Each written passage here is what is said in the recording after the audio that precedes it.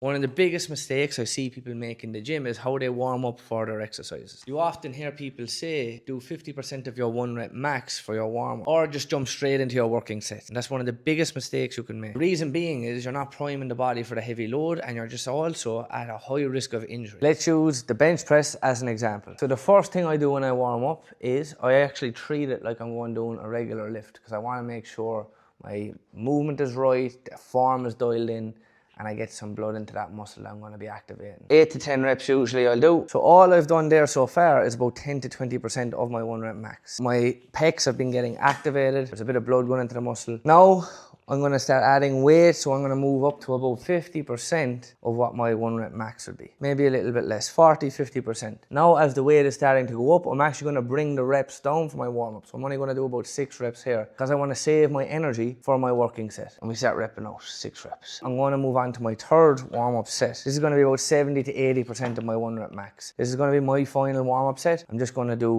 1 to 2 reps.